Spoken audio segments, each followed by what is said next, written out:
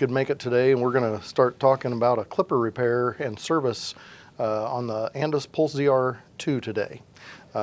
If any of you have been around these tools at all, you know that they came out first with a series that was just the Pulse ZR.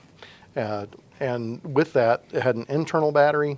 It was a little bit different in how everything functioned with the switches, and now they updated that, and it's been a couple years since we made that update, or they did, but it made it so that we have a removable battery, and that made it a lot easier for you as a user of the tool to change out batteries, have extra batteries in your arsenal, so that it was easier to use in that way.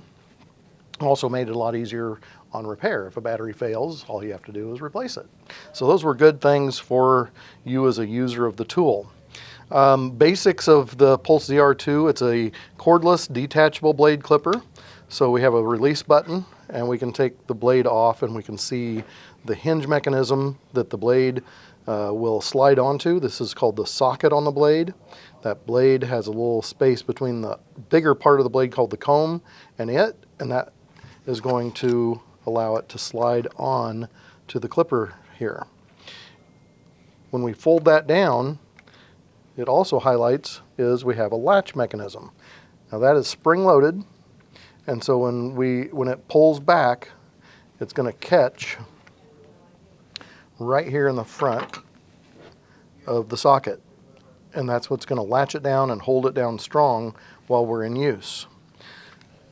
Now, a lot of those things we've covered in other content on our other videos, so if you're looking for more content on these areas, make sure you watch other content videos on the channel. This is a drive cap. I'm going to take that off, and it's got a couple of little features that help hold it in place. We were actually talking about this yesterday a little bit, but there's a slide area that corresponds with a slot in the clipper. And then there's a little button here that's going to fall into a hole that's going to help lock it in place. It also has some alignment in the front area. So when we slide it back in, it's supposed to stay nice and secure in place. One of the things we notice over time is that the plastic can get a little misshapen, and then at that time, things will end up starting to vibrate more and having issues with vibration and noise.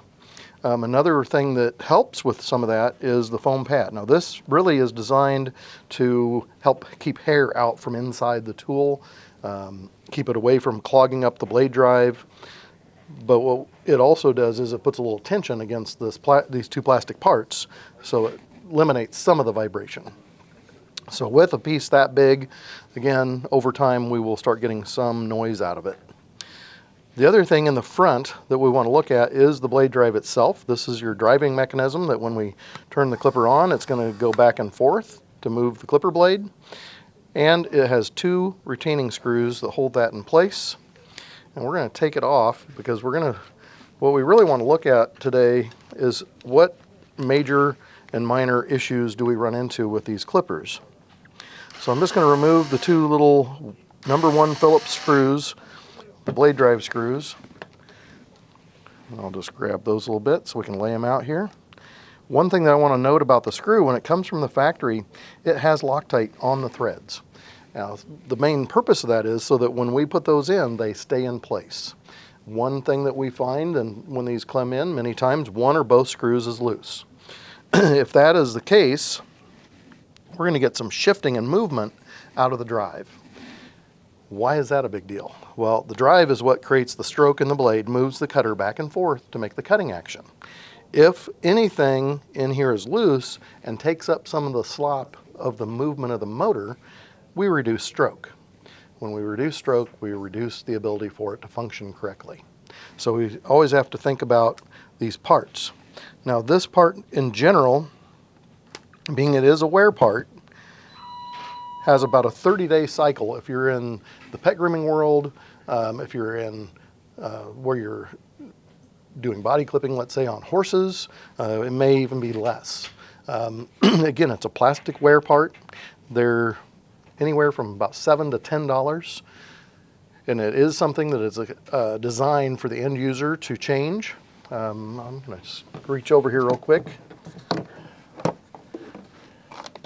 when you buy one of these clippers, they come with a replacement drive in the package.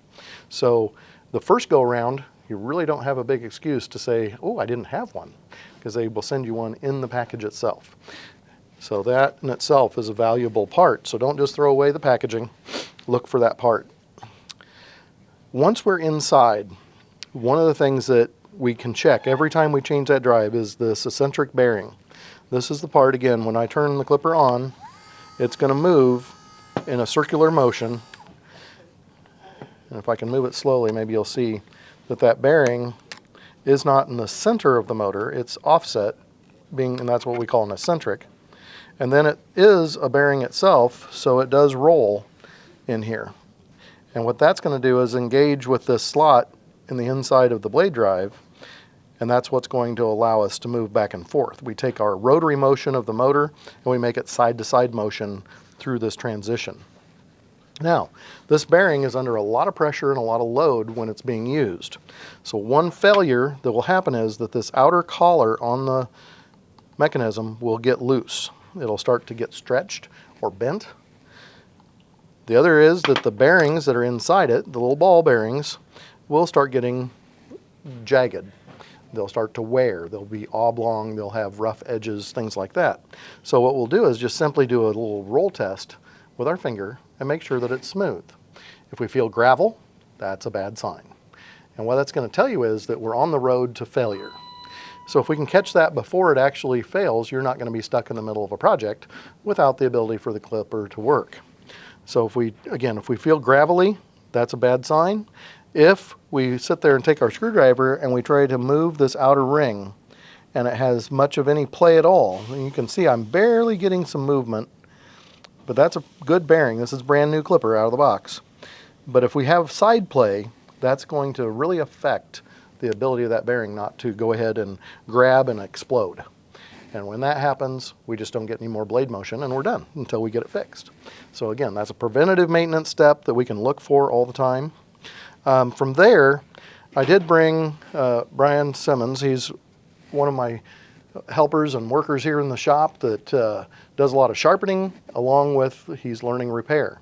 Now with my training program, he's pretty well had to learn it on his own. So we appreciate all of Brian's work and the things that he does to help us here. Now he's been working on these a lot more than I have recently, and so I wanted him to come in and talk a little bit about what he finds once we get past general maintenance of the clipper. What things, Brian, do you find what are the things maybe even a customer sends in a tool and says, this is what my symptoms are? What are we seeing more than others? Yeah, common concerns can be, everything from the basic stuff of just not cutting, and that can be a drive issue, that sort of thing. But the clipper not turning on or not turning off, which can relate to the switch. We've done some different content on that, talking about that, and we can dive into that a little bit. Otherwise, issue of it not working for very long, or simply not turning on at all. And since we're dealing with a battery tool here, we have a lot of possibilities. We have a charger, we have a battery, we have a motor, we have a circuit board, and they're all components that have to be working correctly together in order for this tool to function properly. So it's interesting how a lot of times a tool comes in that they say, well, it won't turn on for me. And a lot of times it actually turns on for me, which makes it a little more challenging when you say, well, it doesn't turn on for me. So we've got to test that tool and find out why is it not turning on. Okay. And so I'd say, not turning on for whatever reason, what actually is causing that. That's the number one issue, is just my tool won't turn on. Yeah. Which seems pretty basic, but there's a lot of things that can happen to cause that tool not to turn on.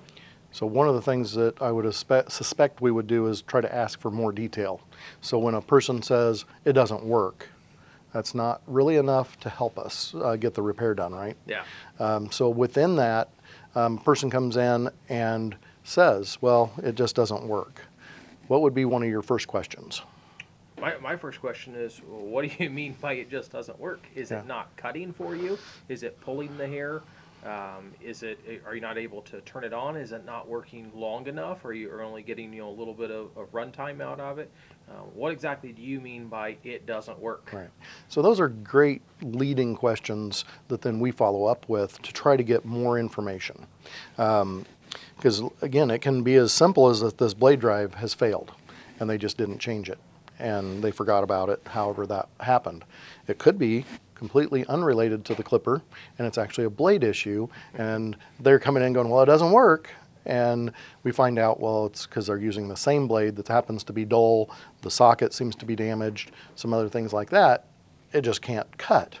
And other times, like you mentioned here a second ago, it doesn't turn on. And so one thing that we would check real quickly is on the bottom of your battery, if you push it, there's a light that'll come on. Now this one's indicating in red that it's low on charge. And so it's telling us a story. If it turns green, and we'll see if my other battery here, nope, it's red too. So we need to do some charging. There, I'll stand this over here.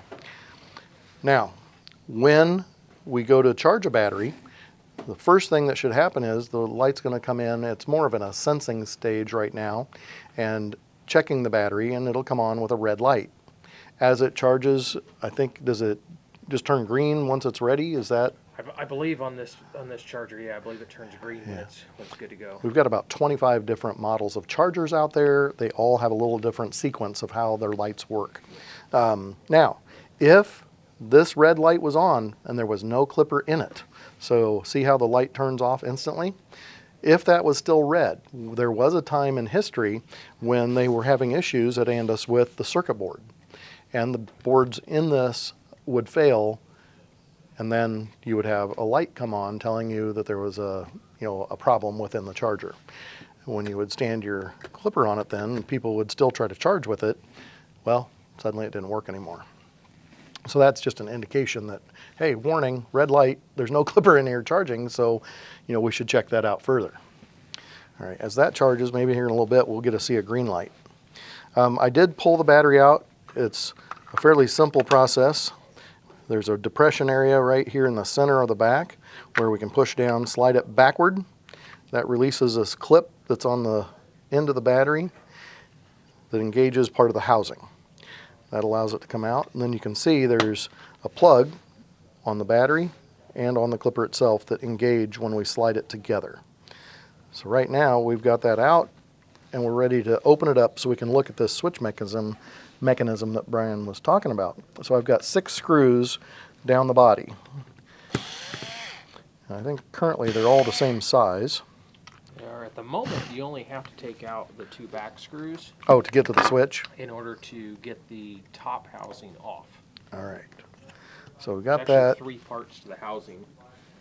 That's true. So we'll see those. So I'm just going to lift up a little bit and slide this off. This has the speed control. So you've got 5 speeds on this tool, and this, by pushing up or down, will adjust where it is in its speeds. Internally, that little button right here is pushing against these 2 momentary switches. So it's either taking it down in speed or raising the speed right here. And then this is our on-off switch that's on the side. And there's an actuator. This is the current version of this switch. And this actuator is what slides back and forth. And this part in here, as it saddles over the top of the actual, call it the momentary switch, as part of the circuit board, when it slides forward, there's a little white button right in here. And that's spring-loaded. And when it slides forward, it's going to depress that so that it would turn the clipper on. And when it slides backward, that's going to release it and turn it off. So, Brian mentioned a little bit ago that sometimes they don't turn on or they don't turn off. What things do you find, if it's not totally worn out, but what other things do you find can cause that to happen? Yeah, so 2 big things. Number one, hair getting in there. So you have a lot of tight areas in here in the plastic, and so you actually have back here in the switch, you actually have plastic area in here. You have plastic underneath here, the actual button that you're pressing with your hand. and then this is a U shape that actually fits over that momentary switch on the circuit board, and then this groove here, as you push forward, closes up a gap. And so if you have hair in those areas, that actually physically prevents this from moving. In a lot of cases, it still moves, it just doesn't move enough to actuate that switch or turn the switch off. Because we actually have to push the button in. So we actually have to push it in and hold it in, and then we actually have to release that button fully released. Excellent. So in terms of just an external sort of thing, and just simply taking it out and blowing it out a lot of times, there's your problem. We fixed the clipper by blowing the hair out. Amazing. Now, how does hair get in there? Well, if you think about it, there's lots of little slots, gaps, and openings where hair can filter in. And it's not big pieces of hair, right? We're not talking about big, long pieces. No. This is very fine, dust-like pieces of material, and then they clump up and create little, sometimes even round balls. Some of the models we have are hilarious because they'll come in and you think you've got marbles inside, but they're hair. And here it's usually more of a dust kind of buildup, like a piece of felt is what it reminds you of. And so this is, again, a very important aspect of this is how that slide mechanism is going to work.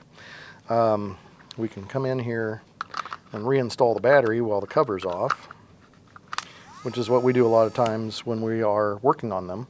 So we can actually watch the mechanism slide, depress, and everything comes on.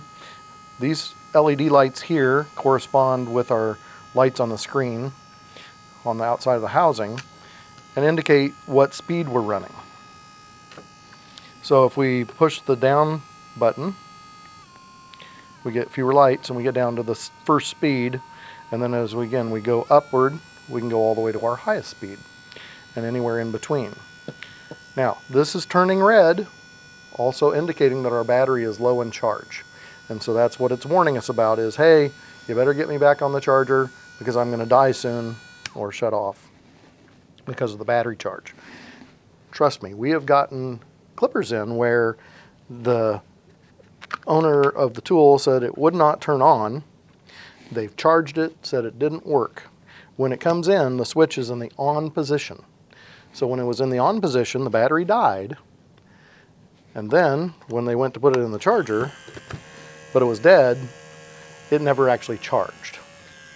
And so that can be a, oops, I didn't shut the clipper back off before I tried to charge it. And that can end up causing not only for it not to charge, but in that process, you can actually damage the battery. And so it's about a $100 battery. So we want to make sure we really pay attention to that switch and that it's in the off position when we go to charge. That would mean that it's toward the back or the end of the clipper. The back end of the clipper, not the other end, right? I guess you could get a little confused on that. Looking on the inside a little bit more, here, I use the right pointing tool. We can see where that mechanism that plugs into the battery is. We've got two installation screws that hold the circuit board in place. We have the contacts on this end that go up and connect to the motor itself. We have a couple different electronic components that have to do with regulating the power in the motor itself. And that's really everything on this top side. Obviously, there's components within the board. We do not change out any of those components. That's something that, with the complexity of circuit boards anymore, and even getting those components, we replace circuit boards. When they fail, we just replace the whole board. And so that keeps it fairly simple. They're not an overly expensive component on this model, but it is something that we do have to change every once in a while. So let's say we've opened it up, we've already cleaned out the hair, still not working right. Where would we go next? So, then at that point, and of course, one of those steps is making sure we have a good battery. I always keep a good charged battery sitting there for some of our really popular clippers, and this one in particular that I keep one tucked away that I know is charged at all times, so that if I have a questionable clipper, I'm going to put a good battery in it, make sure that it's actually a good battery and I'm getting good performance from the battery. So then from that point, If I'm not able to actually turn the clipper on at that point, one of the things I'm going to do is actually actuate that momentary switch just with the screwdriver there. Manually. Just to make Yeah. sure that the switch, the actual physical action of it can happen. And you'll hear a click, right? You'll hear a click. I had one the other day that would actually actuate, would turn on, but it wouldn't necessarily turn off. So it's hanging up so you internally. could take the switch off, or you could take the screwdriver off, but it wouldn't fully release itself, and so the clipper was staying on. And so at that point, like you said, that's a bad circuit board. Trying to replace those individual components, that gets a bit dicey. It's not really something we want to take responsibility for trying to do something that the engineers at Andis have already taken care of for us. Bet. So we'll replace the circuit board at that point. But then at that point, we're going to question, if everything else is checking out, we're going to question whether or not that motor is good or whether or not that circuit board is good. Okay. And there's I'm sure a lot of technical things that we could do to actually check circuit boards and motors, that sort of thing. But honestly, a lot of times what's the simplest way is to put a good one in there. And the circuit board's an easy thing to change out. And so I can put a good circuit board in there that I know works. And if the clipper still doesn't turn on, and I have a good battery, and have a good circuit board, I only have one component left, and that's the motor. So some of our repairmen out there have done that kind of thing in the past, and they had a bad experience. And so they've taken a circuit board, like on an Andis AGC model, and they weren't turning on, so they grabbed a new circuit board, put it inside, plugged it in, and as soon as they hit the switch, there's a little puff of smoke. They let the smoke out of the switch, which they're supposed to keep it in, I guess. But what percentage risk do we have with this clipper with that?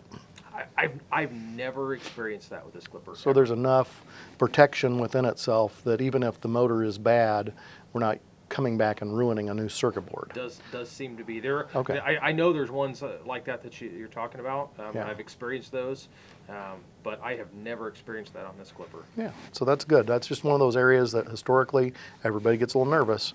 Now, because I've had that phone call from the sharpener out there, the repair guy, and again, we get busy, we get distracted, everything's going on around us. We've got lots of work to get done, and when they put a circuit board in, it burnt.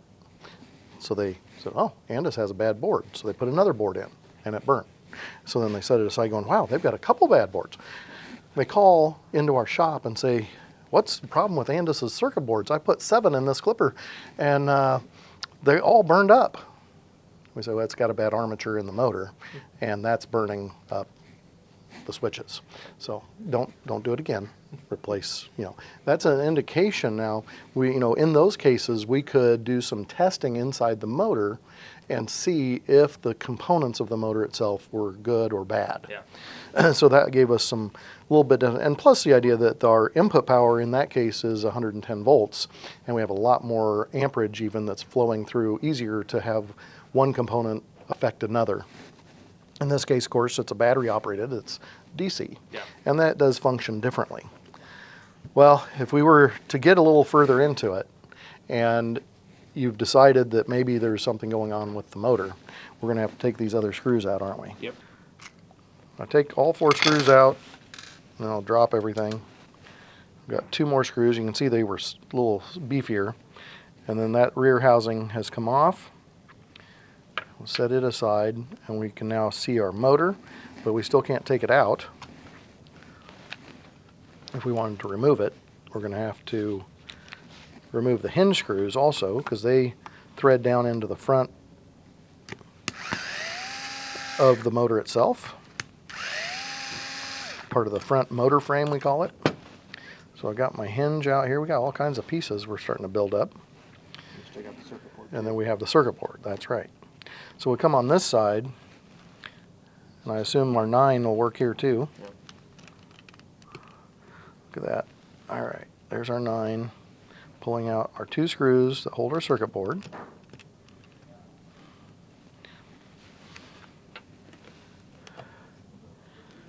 We're going to try to lift these contacts apart right down here. Sometimes it'll just lift off, but most of the time it'll just lift off. Sometimes these tabs that are connecting the motor will lift off the framework down underneath on the housing where they connect, and we'll have to push those back on. So if you do have one that's loose, you just find the tab that it slides over, get it back in place. I have had situations where these contacts that the circuit board slides into are spread open. And what that causes is an intermittent contact, and we can have a motor that's fluctuating and cutting in and out, and it's actually just the contacts here are not gripping over the circuit board properly, because all it is a straight piece of sheet metal that is going to land down inside that copper contact. So we can go ahead, tighten those back up, and make better solid contact. Now, to get this out of the housing, there's a little bit of a separation up here that gives some room for the motor to slide up and out. We'll just push the back end out, let it separate a little bit so we can pull that out of the housing. Now, a lot of times we're going to find a lot of fur and other hair, and depending on which industry you're in, packed down inside here. So this is a good time to clean that all out. Make sure that we aren't stopping any flow of everything that's in here. There is a motor seal.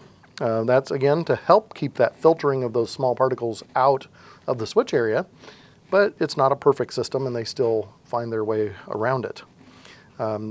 Underneath these tabs here on the side are the carbon brushes, and that's what your contact that's coming back to the circuit board is allowing for. Do you want to give a description of what a carbon brush is for? You got that one? Let's throw those out there. So the carbon brush is a way to transfer the electricity from, in this case, the battery to the armature of the motor. And it's able to transfer to the segments on the armature underneath that. And because it's rotating there, it's carbon, so it's a wear surface that actually is designed to degrade over time. And so brushes do wear out over time. That can certainly be an issue. The tool hasn't been around. I mean, it's been around a while, but it hasn't been around so long that we see a lot of carbon brushes on this tool wearing out. But industry-wise, yeah, we see plenty of carbon brushes wearing out. And what's interesting with this particular model of machine from Andis is that they've made this motor a component. The whole thing is one piece. So a lot of times we call those a canned motor. So when we order the part, it comes with everything that you see here. The carbon brushes, the armature, the field, the rubber seal, the motor clips, front and rear motor frames, and the eccentric bearing on the motor already. So if any of those things go bad, ultimately you're going to buy this entire replacement component. And it's interesting because if you're curious, there's a lot of little things you can do to test and see, what's going on. Like you mentioned before, that cam bearing, maybe you have an issue there. We're talking about brushes, maybe you have an issue there. Maybe you have an issue with the armature, or maybe you have an issue with the field that's in there, all those sorts of things. But at the end of the day, our curiosity can only take us so far, because we can't go to Andis and buy anything other than a complete motor. Yes. And so at the end of the day, it doesn't matter a whole lot what's wrong with that motor. Yeah. If the motor's bad, the motor's bad. You bet. And I think that's important information. The one thing that we do have that is a little bit unique is that this front eccentric bearing, we can take the E-clip off that holds it in place, retains it to the armature, and then we can take and pry that away. And we usually use a pair of side cutters to pinch between the base and the bearing, and it helps to explode all the little pieces, and then we can usually tip or pry the inner sleeve off of the shaft. The shaft itself is usually just fine.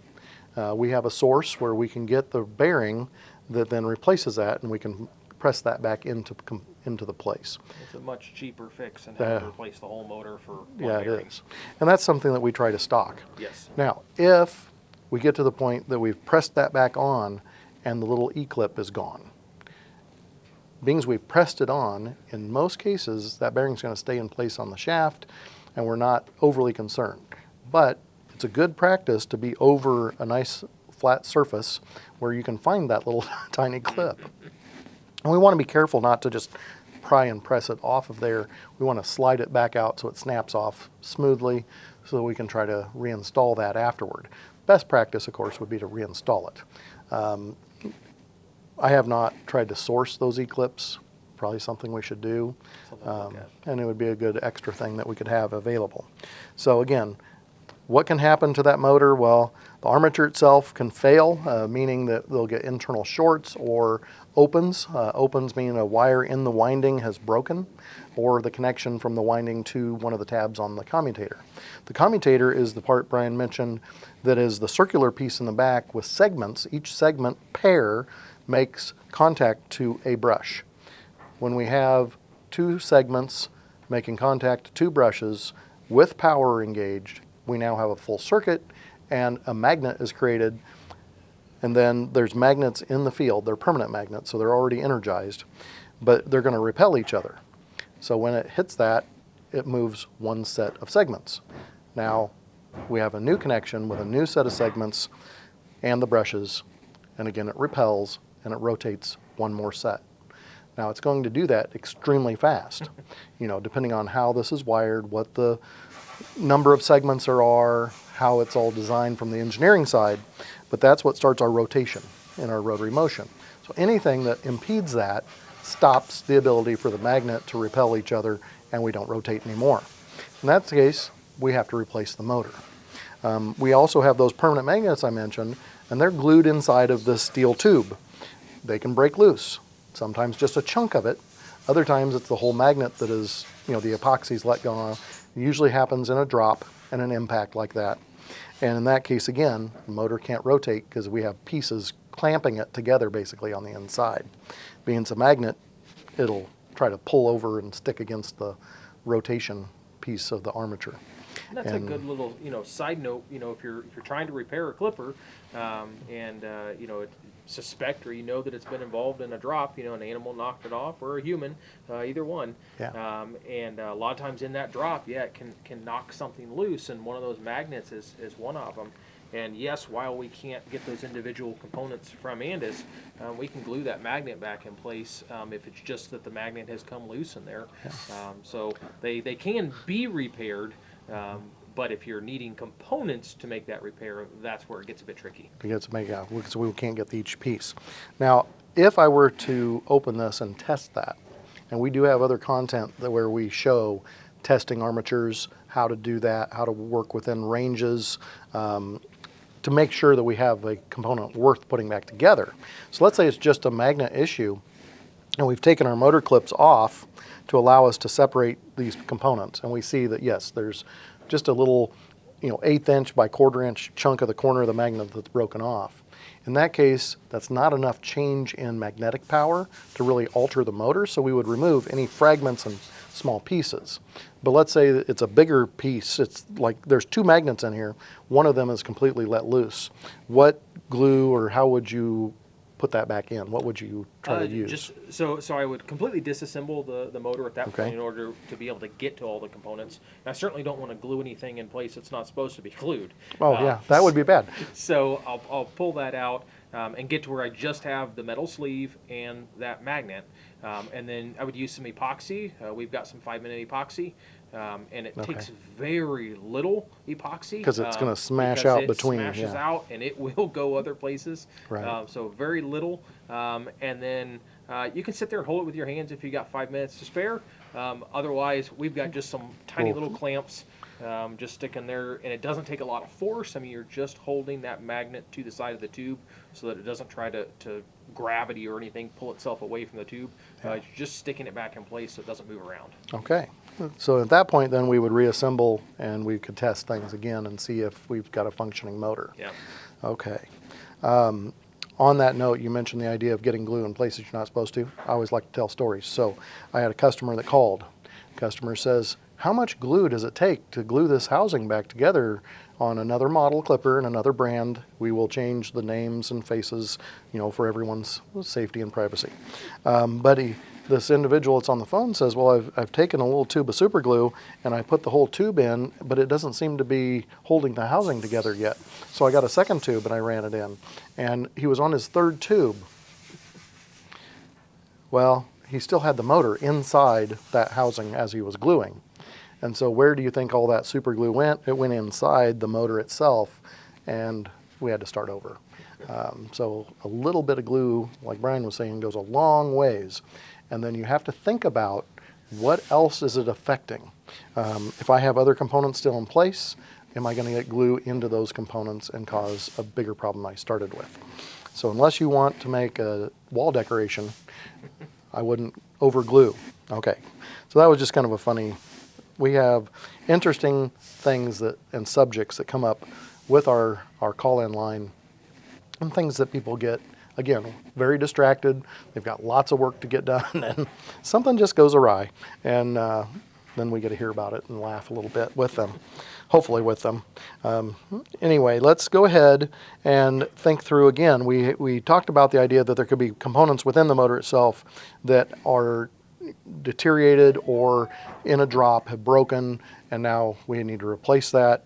Again, it's really easy in the idea that it comes as a complete unit, just like this, and we can put that back in. Now, if you put it in upside down, let's see, we have to figure out which way this went back in, because, I wasn't really paying attention. Now, so we have our 2 screws here with the inserts, or our threaded holes, and that's what our blade drive connects with. And then on the other side, we have 2 threaded holes that are just in the plastic itself, and that's what our hinge mounts with. So, another thought on Yeah. those threaded holes. So the holes for the hinge, as Well, well yeah. as the ones for the blade drive. So what advice would you get? I've talked to customers that are concerned because, like you mentioned, those screws won't stay in there and all. And so, yeah. Is Loctite always the answer for screws that won't stay in there? Well, so one of the things that happens beyond the Loctite and the threads working as a unit is the insert itself on this side will come loose inside the mold, and at that point we really can't fix that. With other models of Andis tools, they make, again, these separate pieces available, like the AGC, where we can replace the front motor frame. In this case, again, what do we have to do? We have to replace the whole thing. And so if those inserts have come loose, we're not going to be able to really fix it. Yeah. On the other side, again, these are actually threaded into the plastic, and if that plastic has stripped, we've pulled out the threads themselves, we don't have anything to grip with anymore. And so then we would need to replace, again, the whole motor. So any other thoughts? Yeah, I always, try to explain it as that if I can tighten the screw and it actually tightens, then Loctite can be beneficial there. But if I try to tighten the screw and it just spins, no amount of Loctite is going to solve my problem, because at that point I don't have threads left, or I don't have an insert left that's holding. At that point, the screw, I'm not relying on the Loctite to hold the screw. I'm relying on the Loctite to prevent that screw from working itself loose. Yeah. So I have to be able to get that screw tight. That's very important. Very good. Good point. Is there anything else that you can think of on this motor that, one thing that I can think of is that sometimes these motor clips, the bend, the 90-degree bend up here can get weak and it'll crack. Yeah. And that's the whole reason that the motor's bad. Just So apart. if you're like us and we're a little bit on the thrifty side and we want to take care of our customers the best we can, if that's all that's wrong, and I kept a motor that had a bad armature, I would have extra clips. I could replace that. And so that may be a way to help both the customer and yourself, especially if you don't have another motor, a good one. And we're just going to be waiting, depending on what Andis's availability with all the supply chain issues that still exist. We may not be able to get these motors right away. Yeah. We may be out of stock. We move a lot of them in a year. And so keeping a component like that could also save you some grief, in getting something fixed. Besides having a stockpile of old motors that are defunct is always beneficial for having a stockpile of old motors that are Yeah, defunct. it's we call it our graveyard, where we keep all those old parts. And one of the things I would recommend is you take a Sharpie and you put bad on that motor. Because there again, if you're keeping it for other pieces, not the whole thing, and you don't mark it, later you'll be busy, you'll go, I wonder if that's a good motor or a bad motor. And, well, there's a piece of hair on there, so it must be bad. But you find out, well, no, I'm just, my shop, my trailer, my truck has some hair floating around. It was actually a good one. So if we mark it, when we take it out as bad, it's already set for us. Again, when I go to slide this in, I'm going to orient the screw holes for the hinge, the ones that threaded in the plastic, toward these 2 holes on the what's ultimately the lower side of the housing. I'm just going to tip it in here slightly, spread that apart, and allow it to fall down into place and get everything to realign so it drops all the way down flat into the housing. We know we're in the right place when the back motor frame lays flat on the two studs that the screws are going to go in to hold it. On the top side, we should see that we lay flat with the housing here in the very, very front, and that'll keep us knowing that we're in the right place. I have had people get them close to being in the right place. They start shoving other components in and starting to thread, and nothing really holds. And that's another reason holes or threads get stripped, is that we don't have everything actually seated in the right place. We try to run a screw in, and it gets cross-threaded a little bit, and then we pull those threads out when we try to tighten. All right, so we've got the motor back in place. And, you know, there's lots of different ways we could approach this as far as what we do next. I'm going to go ahead and drop the circuit board in. Do you have a preferred order that you like, Brian? I like to put that housing back on the back of the motor because it kind of wraps up, you know, the motor side for me. But, you know, a lot of this would depend on how much I knew. You know, if I knew for sure that that motor was bad and I was putting a good motor in there and, you know, whatever. But if I'm questioning if I'm going to have to take it back apart, I'm thinking about that and trying not to have to take the screws out 100 times. Right. And this is kind of the bare minimalist to figure out, did I get things at least to where they're functioning, and then I can go back and button everything up. There you go, because that's what I've just got the motor sitting in place, the circuit board sitting in. I reattached the battery, and I'm going to reach into that momentary switch and activate it. And hey, my motor came on, and obviously we would hope so, because this is still the brand new one. But you know, if this is one you were working on and what the symptom was that it wouldn't turn on, and all we did was changed out the motor after doing some investigation, and now we know it works, we can take the time to go ahead and put our screws in, and we don't have to fight with going back and forth, back and forth, back and forth. Now, I forgot to put a piece in, see? So, what is this? That is an insulation card, and it goes underneath the board, right? Yep. I'm just, you know, it fell out on the ground, so. When I lay this in, now we have to figure out which way it fits. The other way. It did go, yeah, I thought it did at first there. Where's, so we got to line up our two screws. I think it's upside down. Oh. Maybe it is that way. I don't know. Yeah, here it is. There, look. Pay attention when you take stuff apart. Well, it fell out. So, see, and this happens to all of us, doesn't it? We drop something, we're like, I wonder where that came from. So that almost worked. There we go. See, when you get it in the right spot, it just fits. So we know it's in the right place now because all 4 of the screw holes are exposed. These 2 alignment tabs, it sits just inside those so that we're not impeding putting the circuit board back in. Notice these 2 holes at the top. Those are the alignment pins that are going to align the circuit board with the housing. And then we have our 2 attachments where the screws are going to install. So again, I reinserted. I made sure both my contacts slid in nice and tight. Again, my alignment pins held the circuit board in place. And we're ready to go ahead and put our 2 little silver screws back in place. I'm going to block your view just for a second. There we go. Just needed to hang on to that while I put it in place. I can try to do this one a little bit more exposed. I'll use the pliers to help hold on to the screw. Put my screwdriver tip over it. Now, if you were magnetized, that may or may not hang on to the screw, depending on if they're stainless.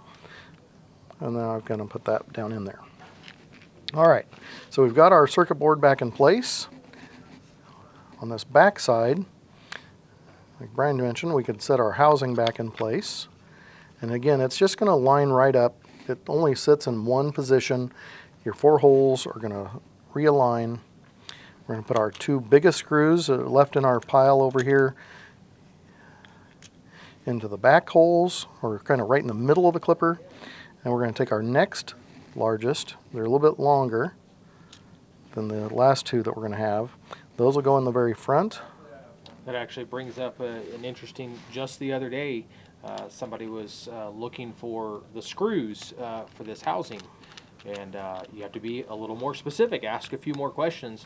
What screws do you need for this housing? Because there are 3 different size screws for just the housing. Yes. 2 here, and then the last 2 set there in the back.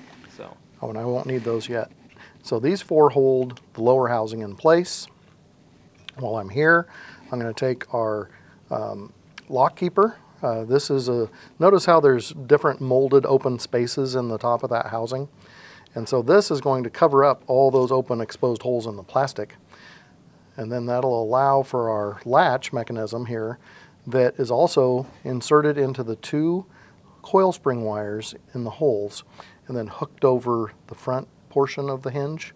But it's going to give somewhere for that to sandwich in between the hinge and the body so that it doesn't keep falling back off.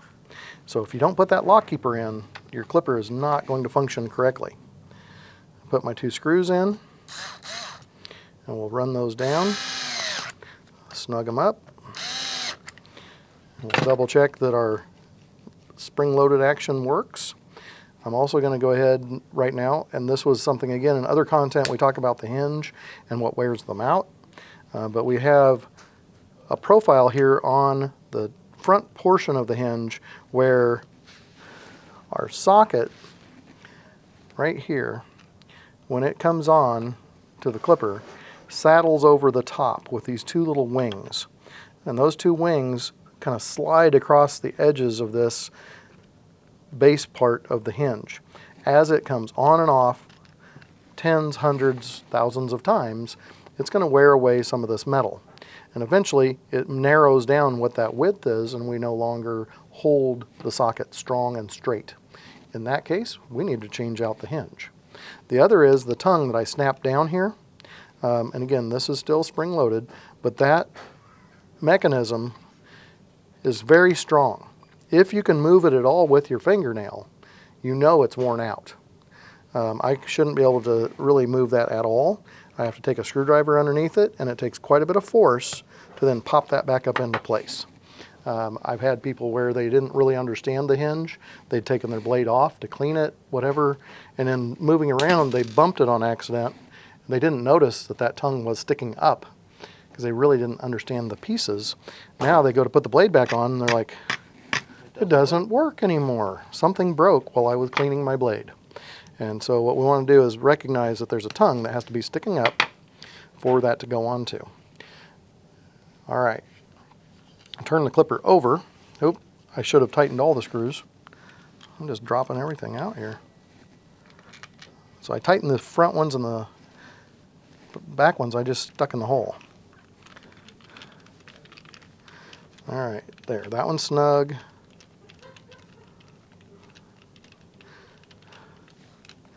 I start thinking about too many things and miss important details. So can that happen to other repairmen out there?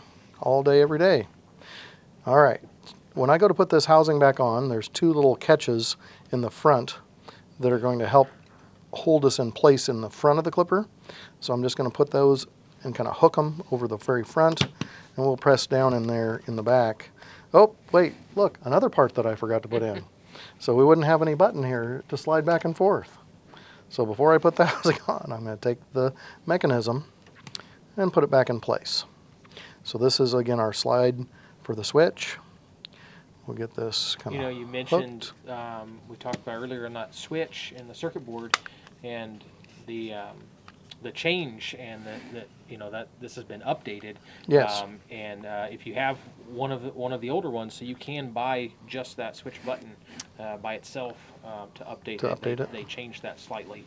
Yeah. And helps. It doesn't eliminate the possibility of getting hair in there, but it helps so that you don't get so much. Very good. Now I'm going to put the last 2 screws in, and I'm going to remember to tighten them. But Brian's talking to a point that's very important. Before they made the transition in the switches, there were a lot of units sold out there, and that older design relied on the housing as part of the gap that allowed the switch slide to push in the momentary switch. And if there was any variation between where the switch button was and our actuator. It wouldn't depress it far enough. And there was even a little piece of sheet metal that was designed to push down with the mechanism. And so to get that new component, we would take that sheet metal piece off. It allows now for the new mechanism to fit. If that didn't take care of the problem, you would need to get an entire circuit board and update to the new program. That's still only in Pulse ZR2s. If you have one of the original Pulse ZRs, the switch was slightly different, and that tool is going to have to go to the graveyard or be an ornament at that point. So we've reinstalled all our screws all the way around, except for our blade drive. When we go to install that, again, this is a end user adjustment, or replacement, I should say. When I go to do this, I make sure that the cam bearing is kind of in its lowest position, gives the most room for this to fit inside. And then in here, there's a couple alignments that we're going to look for. One is this tab right inside, facing toward each other. And then there's one that's hanging straight down. Now, as we slide this in, well, and then there's another one is that there's an actual pin in the housing that aligns with a hole in the drive. So we really have those three things. And this doesn't really hold us in alignment, but if we bend this over, it's going to impede motion. This is our alignment that holds us in the right position along with the hole that's down lower here. So I slide it in, allow it so that the yoke is going to slide over the bearing, and I start to get it to go down in the hole. So I'm going to grab it from the back side, and I'm just going to push down. I'm slightly pulling out so I can see that these two pieces slide into their little slot nicely without bending that longer piece of the web, and then make sure that the two pins go over the top. We get them in a lot where that's never actually been pushed down all the way. And so then we're not going to get that to function perfectly. I took this is, I had a number one. Where did I go? Oh, there we go. There's my other bit. And that's going to fit onto here. Now, I'm going to be very gentle when I go to put this in because I don't want to pull that insert out like we talked earlier. So I'm just going to run it in until it hits. We'll do that on both sides. And then I'm just going to manually make sure there's a little bit of tension between the screw and the plastic. And that little extra quarter turn is what's really going to seat it in and help pinch it. Now, what I don't want to do is keep turning, keep turning. It is just going into plastic. The plastic will smash and kind of float outward. And eventually, we're going to pull that insert out instead of actually holding it in place. So we don't have to do an extreme tightening on this. We just want it snug. I can go ahead and reinstall my battery. Again, there's some little alignment guides here that will help it fall into place. So we're just going to get it within about a 1/4 inch of the front. Start sliding it forward until you hear it click and latch into place. So that's our positioning. It does turn back on. Again, we still have our red light. Let's check our other battery that's been charging. And one, we're going to push back here, and look, we're into a green light already. And so that's telling us that we have more adequate charge. And again, when we turn it on, these lights should be green. And it's just telling us, and when we slow it down or speed it up, tells us kind of where we're at in our speed position, and everything functions well. All right, another added piece that you might see on this one, this is our display that we had out. These are grips that Andis sells that fit over the clipper and gives you a little bit of a rubberized grip so that if you're a little sweaty or you're working around the dogs after the bath and everything's a little bit moist, the clipper is more easily held. You don't have to grip as tight for it not to fall out of your hand. So a nice little added feature that you can get for those. Last piece that we really have left other than the blade is to slide our drive cap back on. Again, if I had this foam pad, if it was gone or loose, we can get a replacement for that. We'll have to clean the surface, maybe even with a little rubbing alcohol, and we can stick in a new adhesive pad. This is our slide track and our little dimple that is going to help lock it in place. And there's the track that it's going to go into.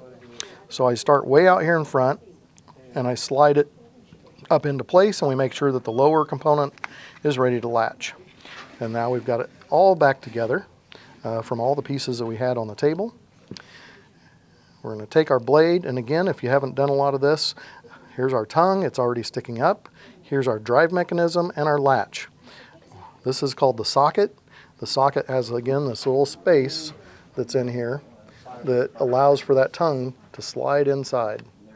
Once it's sitting in place, all we do is hinge that down and latch it in place. Now, one thing that happened for me really nicely there is the drive and the slot in the blade actually lined up. But let's say our blade was in a different spot compared to the drive, it wouldn't go down all the way. And if we turn it on, we're going to get quite a bit of rattling and it's not working. So we're going to help it just a little bit by pushing this down. Oh, our battery's dead now. So there, that shows us what happens when the battery gets to the end of its charging cycle. No lights, it's turned on, and the blade stops. So it's a lithium-ion battery. They have full power right up to the point that they don't have any charge left to actually function. And then they just shut off like this. What am I going to remember to do? I'm going to make sure I slide that switch back into the back position, off position, before I take and put it back into the charger. We should set it in. It takes just that slight second. Our red light comes on saying that it's sensing and it's starting the charging process.